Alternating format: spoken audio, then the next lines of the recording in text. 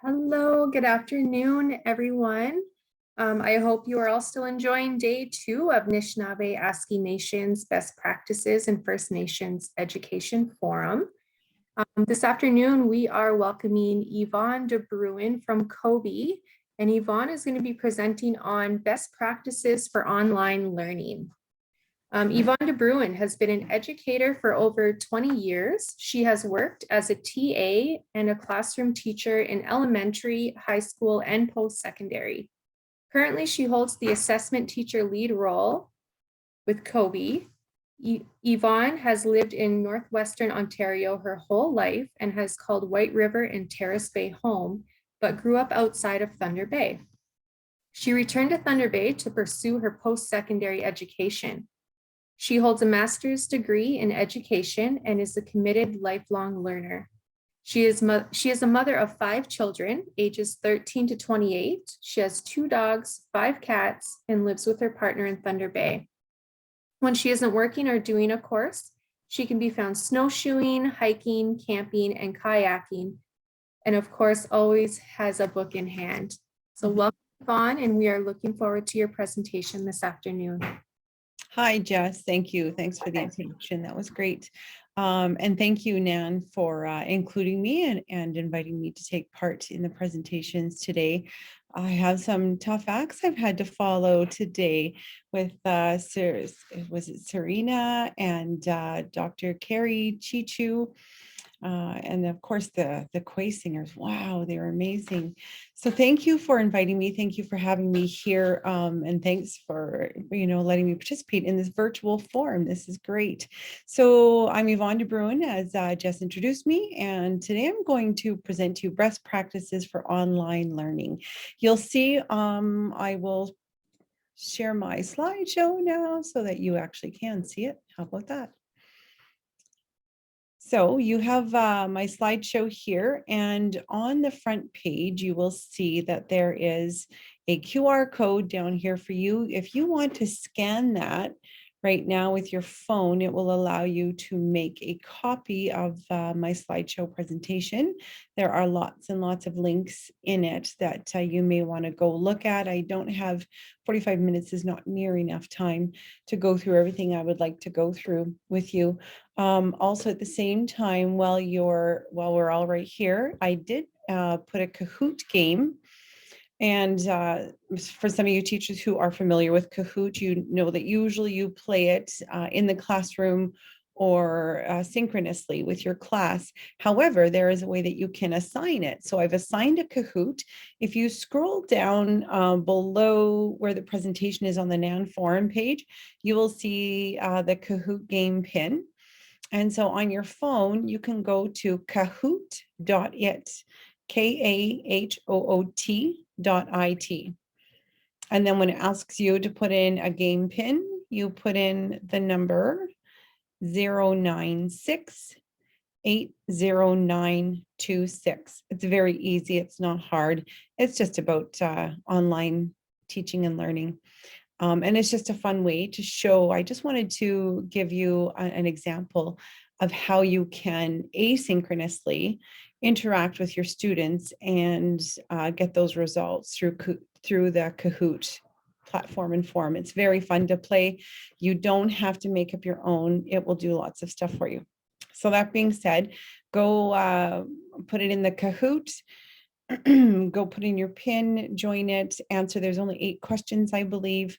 I've had some players already play it, so that's great. And I can't wait to see what the results are. There will be some poll questions that we'll go to later, not right now. But first, I will start with, not with that. Okay, a lot of acknowledgement. You see NMK Waju right there, Mount McKay, and oh, how I want to be on that water in my kayak. That too will come, that day will come, right? So I would like to begin by letting you know that I'm presenting today from the traditional territory of the Anishinaabe. of Fort William First Nation, signatory to the Robinson Superior Treaty of 1850. I also like to acknowledge the contributions of the Métis people. I recognize and deeply appreciate the historic connections to this place. And I have welcomed the settlers into our communities and onto our land. And with reconciliation, I just hope that we can all learn somehow from the other ongoings around the world right now, how to live in peace together and in unity. We have truth and reconciliation has been a challenge to reach in many of our communities, and it's part of my journey to help find truth and reconciliation. I'd also like to just acknowledge the elders that opened for us at the beginning. Lucy, it was lovely to see you, and our other elder Barney as well. And I thank them for their kind words and acknowledgement. And as when David Bouchard was speaking and he invited the children, I have to say that that touched me, and I welcome the children and everybody who teaches the children in our classrooms to cherish those children, because we know that they are the future. I also would like to welcome and thank those of you joining us from Treaty 3, Treaty 5, and Treaty 9, and wherever it is that you're joining us from. Okay, so I've said two very big words already: synchronous versus asynchronous. And those are keywords that came in at the same time as the government brought in the word pivot. Everybody needs to pivot. Oh, I missed the mark. I should have put the video of Ross pivoting the couch. Anyway, so what is the difference between the two of them when you're teaching online, when you're doing virtual teaching? So synchronous is when you are with the students learning at the same time. So communication happens in real time.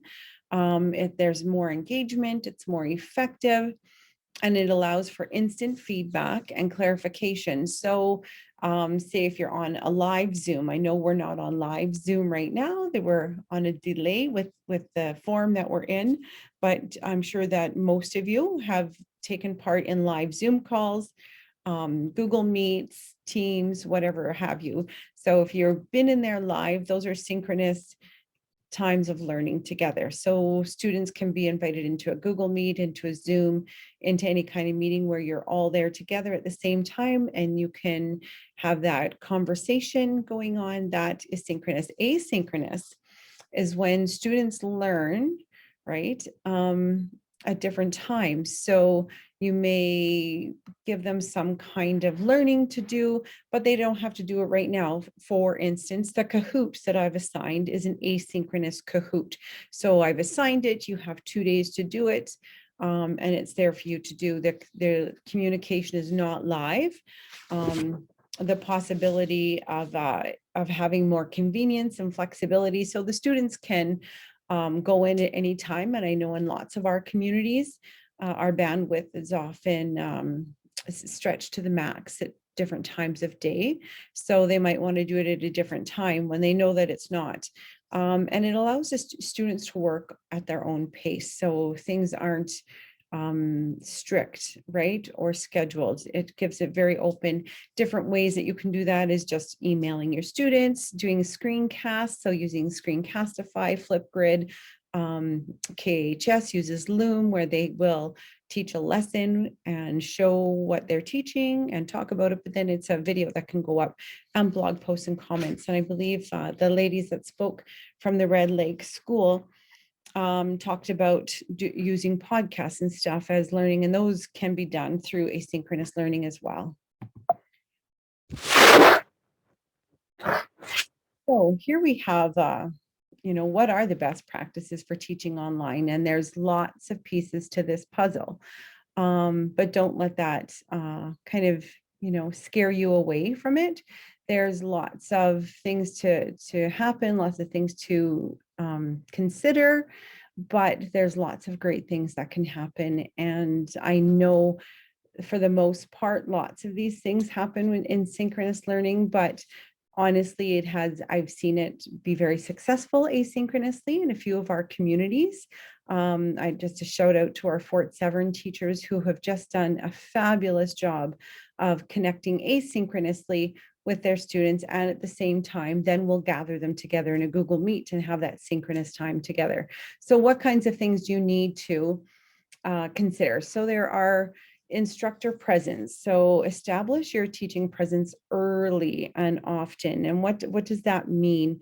It just means that you should do an introductory welcome. So if your students don't know you or don't know something about you, or if you're just pivoting to a virtual, make a video. Do a video, talk about what you've been doing, especially at these times that we have lots of schools that you haven't seen your students since December. So, and there's been changes January, February, and now we're into March. So make a video and post it on your learning forum of, what you've been doing, what kinds of things you've been thinking about. Make sure that you reach out to your students, let them know that you're thinking about them and that you're concerned about them, and engage them through that learning again, engage them into, bring them into and draw them into your classroom. So make yourself a video, introduce yourself again, talk about what's going on, post some announcements on your opening page, whatever form you use. If you use Google Classroom or you have a Microsoft Teams platform, make sure you have some kind of a platform that you're, where students can go to look for information. Maybe there's a calendar posted there. Maybe you have your announcements of what's coming up, right? So you can post a weekly calendar, you can post announcements of what's coming up, post your assignments in there. So make sure you have that information for your students to be able to know what and when and dates and whatnot, okay? Clear expectations. So make sure that students know about the content that you're providing them with, give them a detailed syllabus. So that just means outlining, keeping it simple, keeping an outline. This is what we're learning about right now. So we're going to do, addition or subtraction, or we're going to look at algebra today, or whatever you're going to do in math or science or language, or maybe you're just studying one book. So here's the book that we're going to be reading this week, and then tell them what you're going to be looking at. So today we'll look at the characters, and tomorrow we'll look at the setting. And then Wednesday, we're going to look at what was the problem? What's going on? And can they make inferences? Right. And you can do all of that asynchronously. You can just have a Google Doc that everybody's working on, but have an outline put up there with dates and a schedule and clear assignment directions. So my directions right now, I see I'm going all verbose, and you don't want to be like that when you're doing online learning. You want to be very succinct, make it very simple, especially because you will also have parents at home trying to help their students learn, trying to help those children learn. So make it very easy for everybody to follow, okay? Have your learning objectives, so make sure that it aligns with your expectations of your curriculum, and make sure the kids know what those expectations are and what the learning objectives are, okay? Keep the content right aligned. Try not to include extra content. So don't go off on a tangent about something else, right? So you're reading a book for language, and it's about rabbits. I don't even know where to go with that. And then, so you're not going to go about, oh, now we're going to go over here. We're going to talk about Alice in Wonderland and the rabbit that went down the hole and whatever. Don't, just keep it succinct. Let's talk about this book. It's about rabbits. What do we know about rabbits? What do we know about rabbits in our community? Do we hunt rabbits? What do we do with rabbits? Have you ever made rabbit stew? Try to keep all the learning connected and tied together. And therein comes the real world application. So make it so that the students can make a connection, whether it's to their community, what they're hearing on the news, what's happening in the world, experiences that they've had in school prior to being at home learning, right? So have those connections so that the students have that real world connection. And so maybe they're ice fishing, maybe they're ice fishers and they've been able to go out and ice fish with their families. So let's keep those connections. What can we do and how can we make our learning about that real world connection for them? Teach for online students. So you want to remember that the students, even though they can game for hours and hours and hours, they can only listen and take in information for the same amount of time that you would expect them to sit in the classroom. So if they're 5 or 6, they say they can sit for 5 or 6 minutes. So remember that when you're providing them with new information, keep it in small chunks, okay? Chunk it, give them the information, and then do an activity around that and make sure that they have a due date set out for them, and chunk it very small, keep it very small for them so that we know kids can spend hours gaming, but there's only a certain amount of time that they can take in that information, right? There's a lot of, it's exhausting. And you know, from being on Zoom yourself, I'm sure that it becomes exhausting mentally for you. So I don't know why gaming's not, but it's not in my brainwave to know that. So just keep your teaching very succinct, keep it matter of fact, keep it pertinent, relevant to them, and those small chunks, okay? Ensure that students know very clearly.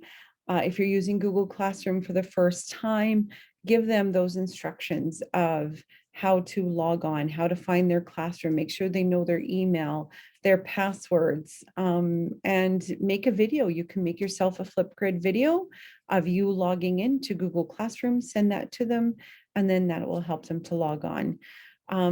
Engage the students the best way you can. So provide experiences that will engage the students and challenge them and provide them with opportunities to interact with each other.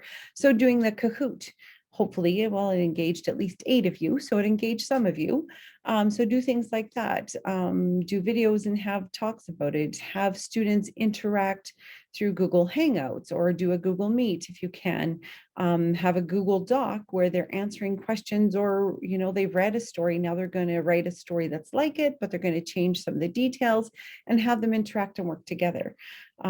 Gives them that opportunity to engage with each other, with the content, and build that community, okay? And build in times for discussions as well.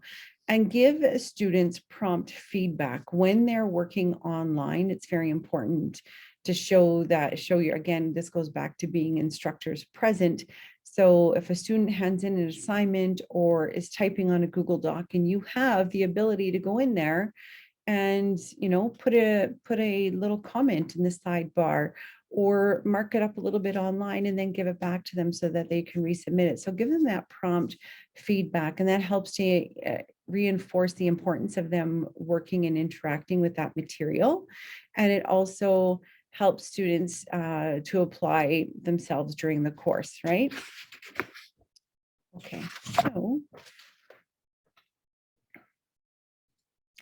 so what are we going to do? We're going to keep it simple and engaging. So it's all about, in the center of this is the educational experience. How are we going to keep it still as an educational experience? And we have to take all of these other things into consideration. So you have social presence and setting the climate, and teaching presence and selecting content, cognitive presence, supporting discourse. So you have all those things to make it a really rich educational experience, right?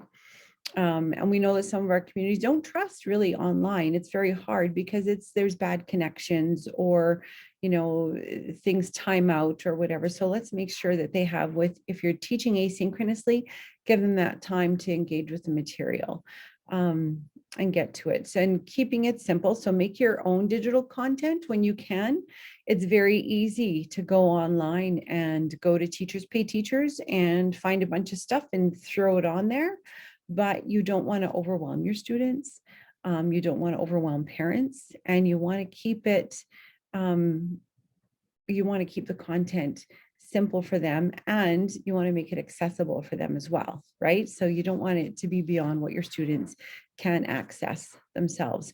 Keep it focused, keep your instructions clear, be yourself. Authenticity goes a long way. So I'm being myself right now. When you're making a video, just be yourself, make mistakes. It's okay to make mistakes, and then show your frustrations to the students. I'm sure at some point during my, you'll see me getting frustrated with a slide or whatnot.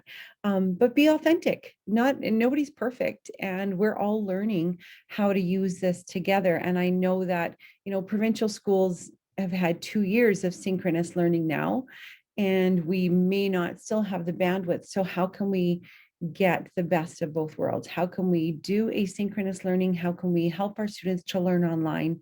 How can we get our students engaged in learning again when they're at home without being in the classroom? And so we're having to teach ourselves how to do that in the North. What makes the most sense for our schools in the North, right? Be yourself. Let them know it's okay to get frustrated. It's okay to take a break, and everybody needs a break from screen, right?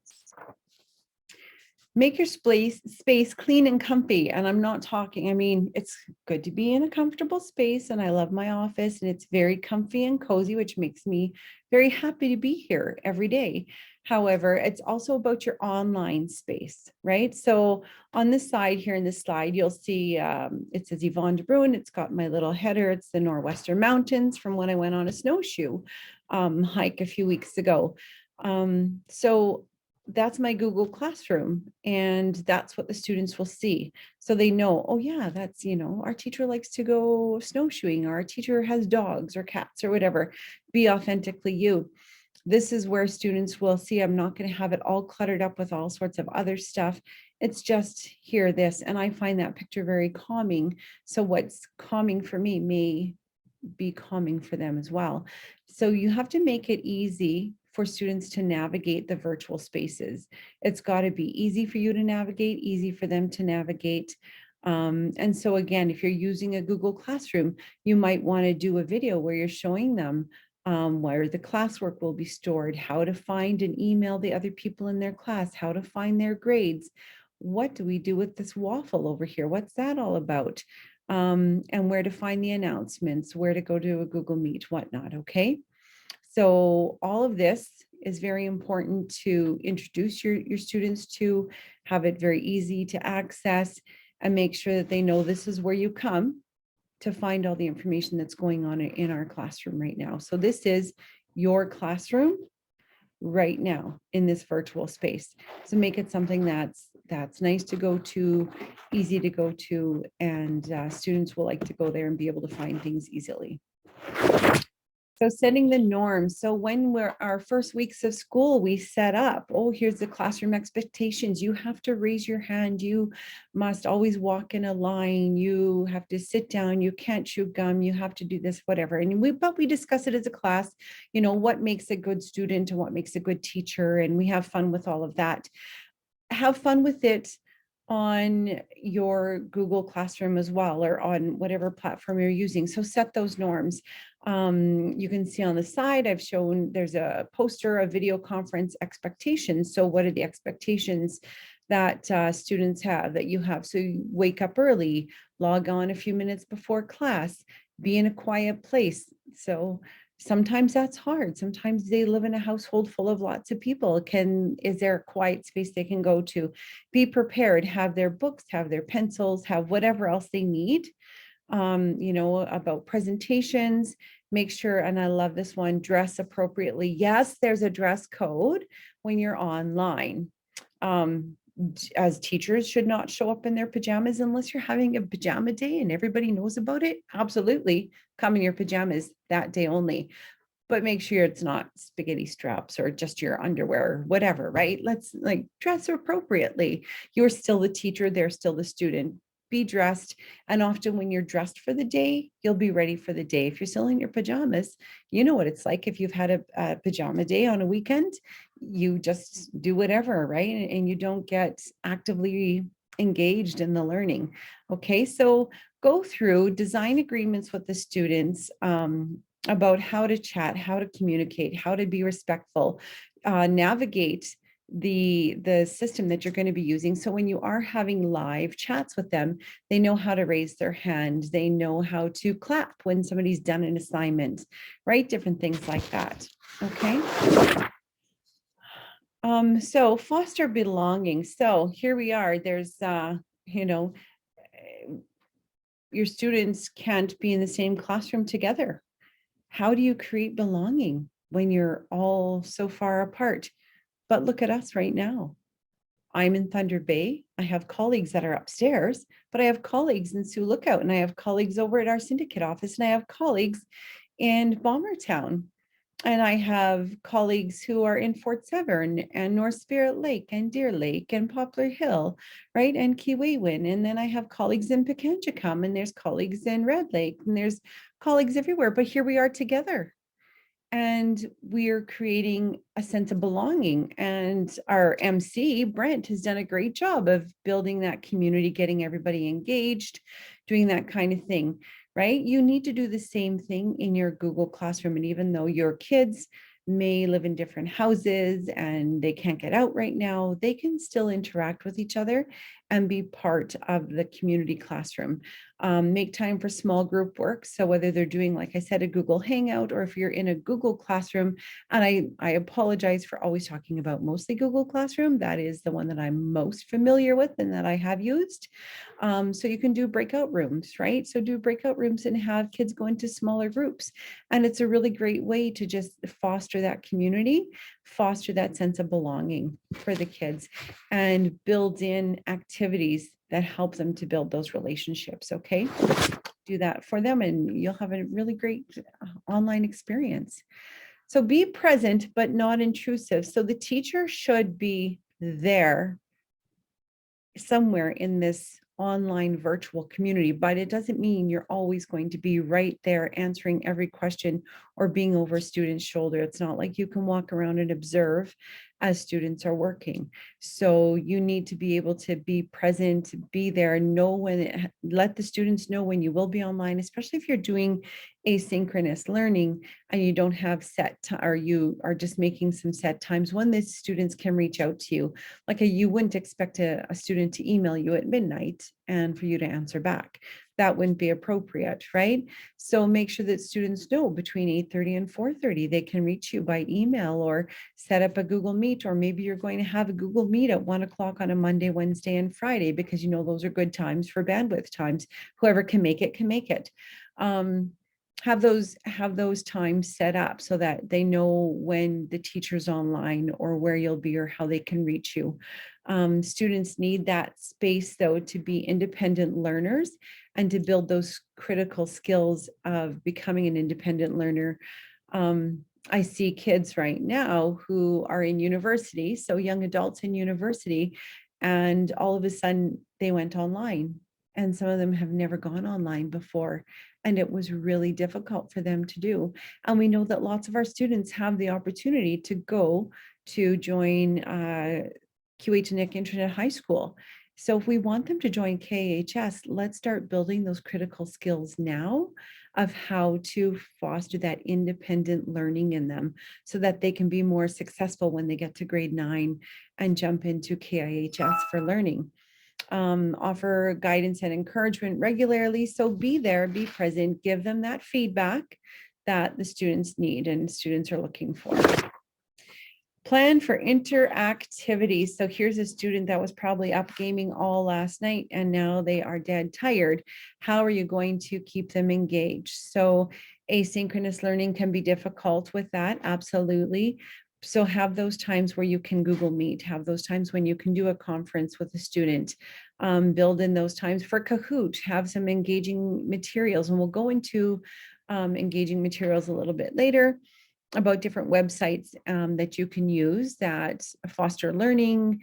They will keep assessment for you and you can differentiate on those platforms for your students and build in times for polls, but build in times for breaks for them, brainstorm with them together, have guided questions for them to work on, right? So as I said, students will retain more knowledge when they're actively engaged in the materials. So make the materials engaging. And there's lots out there to help you with this. Be creative. I don't know a teacher who, I don't know anybody that I met through my career as a colleague who doesn't know how to be creative. You all know how to be creative. Be creative. And the internet has taught us how to do that. It just has a plethora of resources for you to use. So go out there, find them and create them. All right, so how do we create that community of learning? And this goes back to setting the norms, and it goes back to having all of those things in place, right? Being present, having engaging materials, but you need to create this community of learning so that students know that when they're online, we're learning. This is just like in school. We're here to learn. I'm here to facilitate your learning, and let's learn together. So how do you create that? So you need to create trust and responsibility. This has to be a safe place for students, right? So it has to be a safe place for them to be, where there's no bullying. I do like that in Google Classrooms, and at least the ones that I've used, we have the ability to turn off the chat. So if students are chatting inappropriately or sending nasty messages, I can shut that down so that they can't do that. So they have to be more engaged. Try to build a culture where the students, they're responsible. So only have the one tab open, right? Just have open what you're doing right now. Don't have another game open here or your email there or Facebook over there.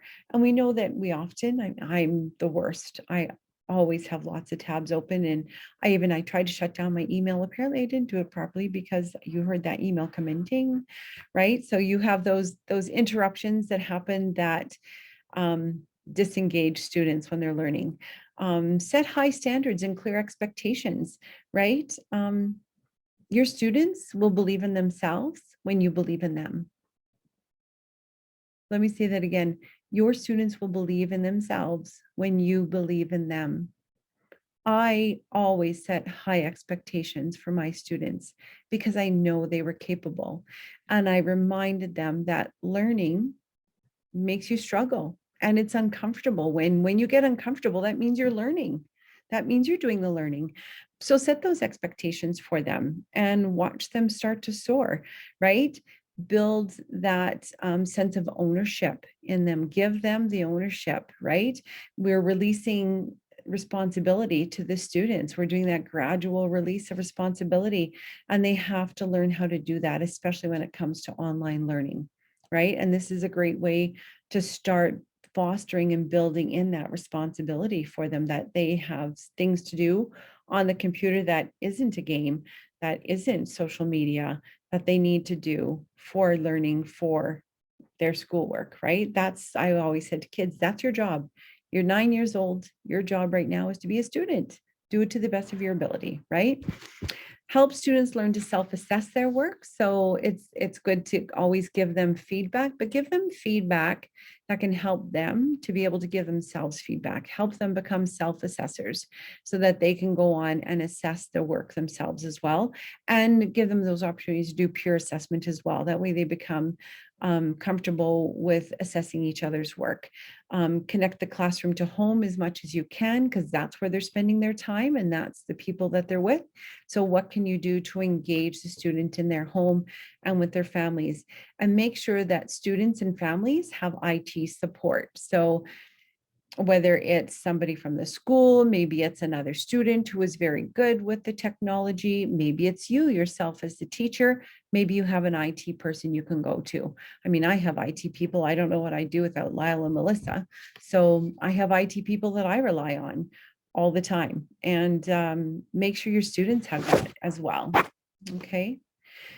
Oops, sorry. So differentiation. Yesterday, Holly Zamoski from the Rapid Response team through KPDSB did a presentation on differentiation. And I have to say, I've done a book study with them on differentiation, and I differentiated when I had my own classrooms, but I'm always learning. I'm still learning how to differentiate. So how do you differentiate online?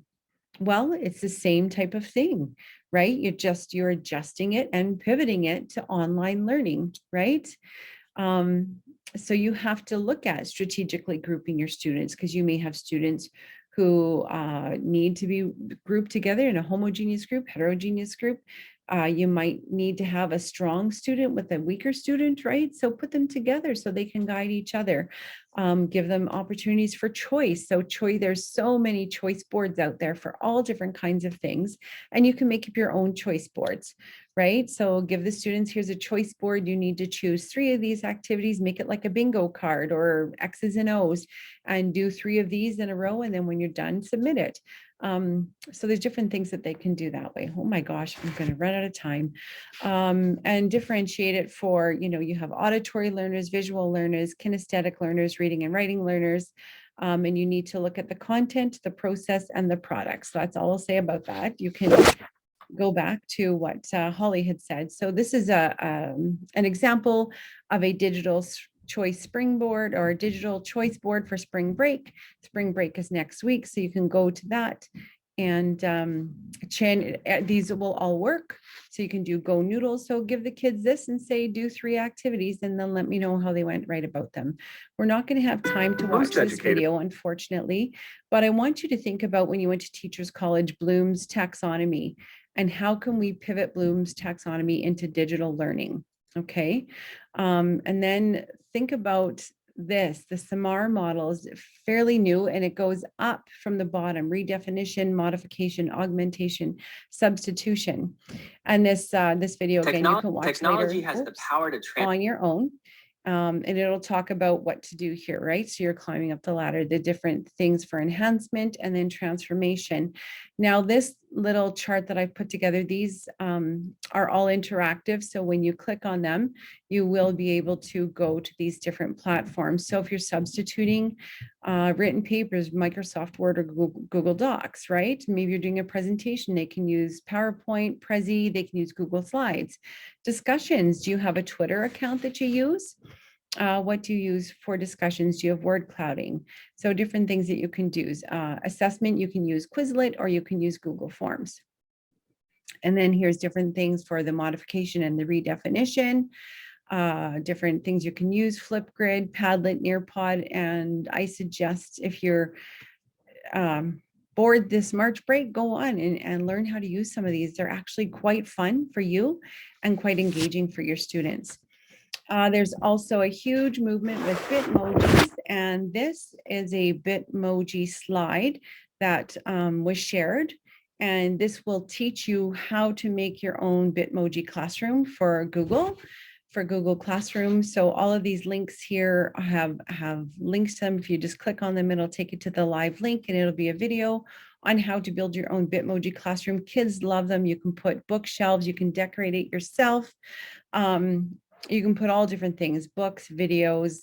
There can be a picture on the wall. I had done one and I showed it to Deer Lake, and they loved it because it was the sounds of birds, all the different birds. And it was very cool to watch and look at. So you can learn how to do that. Then we talk about gamification. How are we doing for time, Matt? I'm a little afraid to ask. Oh, hang on, I got to chat. 5 minutes. Okay, here we go. So gamification, and it may be a word you've heard, it may not be a word you've heard. The gamification has been around, gosh, I was doing my master's in 2012, and it was even before then that it was around. Gamification has to incorporate challenge, connection, competition, and feedback. Okay, so there's different things that I've put in here. So you should have goals and learning and skills. So here's some numeracy. Gamification, Prodigy math game, fabulous, fabulous. I can't say more about it. I still have kids that I was teaching when they were in grade 2 and 3. I had a 2-3 split. They were in a Prodigy classroom. They're still using it. I still get notifications that a student has checked in and done a game. I had a lot of IEP students in that particular class. They're in grade 8 now. Anyways, they still love to go play Prodigy math. And as a teacher, you can go on. This is where you can differentiate. So you can differentiate the levels. You can differentiate the grades that they're doing, the different activities they can do, and it will collect some data for you. So you have some forms of assessment. Splash Learn is fairly new to me, but I know a few teachers are using it and engaging with it. It's amazing. TVO Empower aligns with the Ontario math curriculum. It also will collect data for you. And it aligns with the new math curriculum, which is great. Different things. Oh, I see you put Splash Learn in here twice. You may want to look at Starfall for kindergarten kids. Now, Seesaw, there's a question around Seesaw. Can we use it? Can we not? I know I was told KPDSB no longer allows their teachers to use Seesaw. You have to check with your board, you have to check with your school, with your education authority to find out if you can use it. Some of these require a board licensing or a school licensing, like Learning A to Z or Mathletics, but that's a conversation to have with your principal to see if they will let you use that.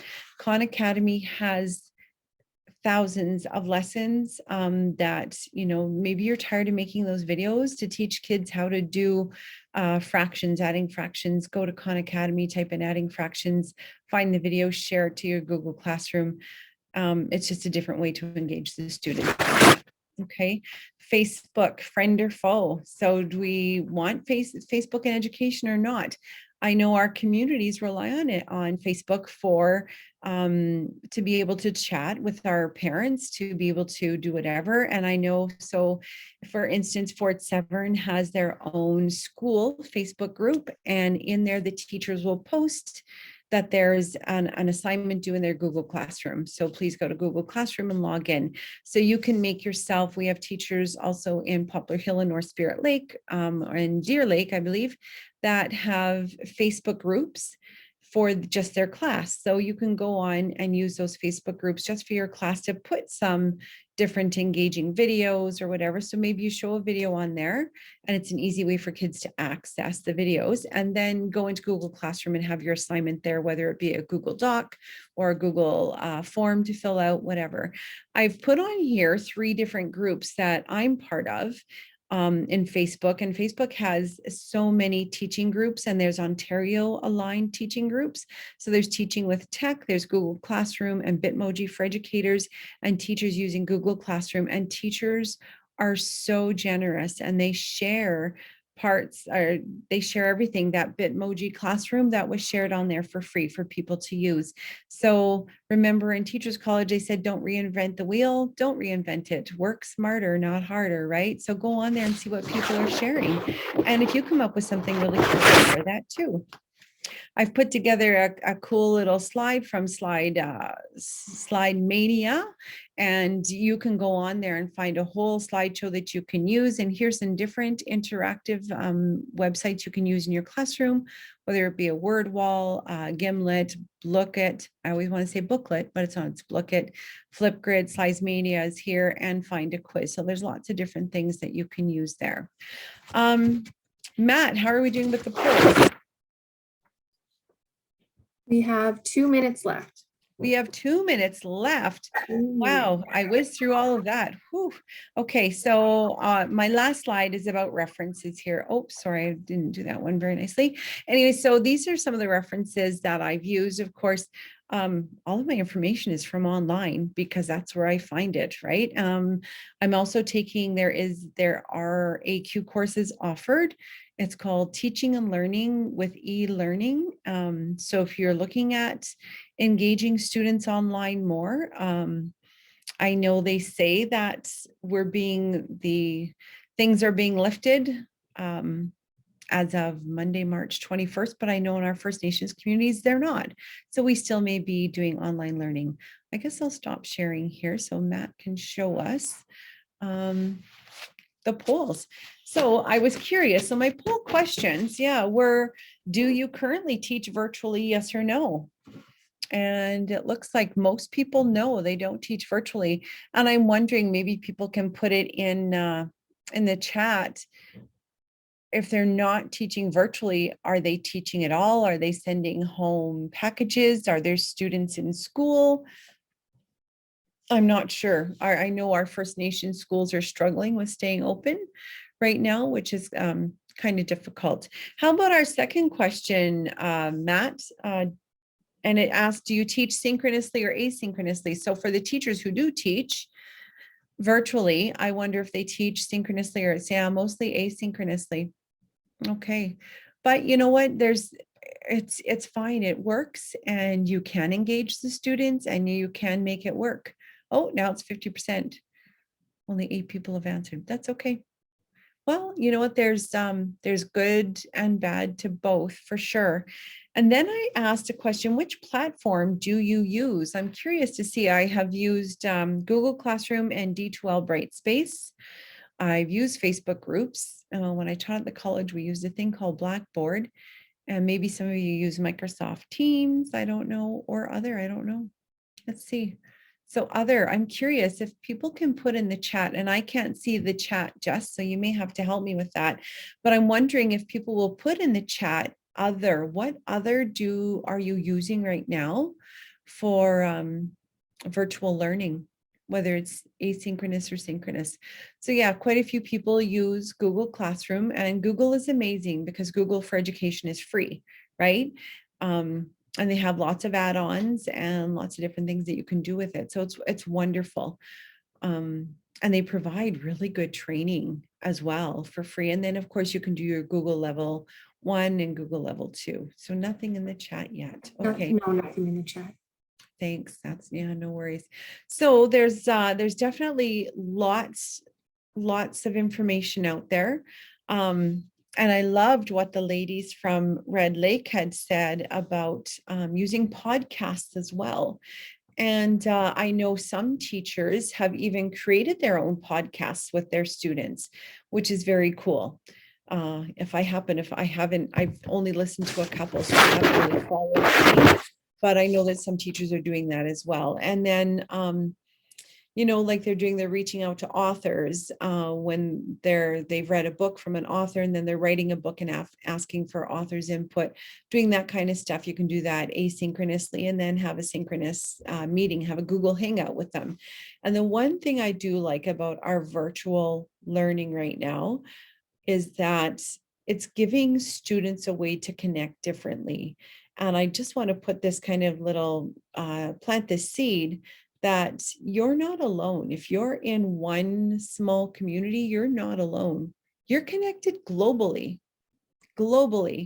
And let's think about all of our communities in just the NAN territories, right? So there's no reason why students in Fort Severn can't talk to students in North Spirit Lake, or talk to students in Deer Lake, or talk to students in wherever Waikamau or in Thunder Bay, right? There's different ways to connect students together. So, you know, reach out and do that. And there's also Connected North. I think it's called Taking It Online now. And I apologize if I get that wrong. But Connected North also connects us with lots of different resources and really great Indigenous content as well. So reach out to them and see what they can do, because you can also show videos from them, and it doesn't have to be synchronously in your classroom. You can do that virtually as well. So are there any questions, Jess? There are no questions in the chat, but I do want to thank you so much. Your presentation, you are a wealth of knowledge in your presentation.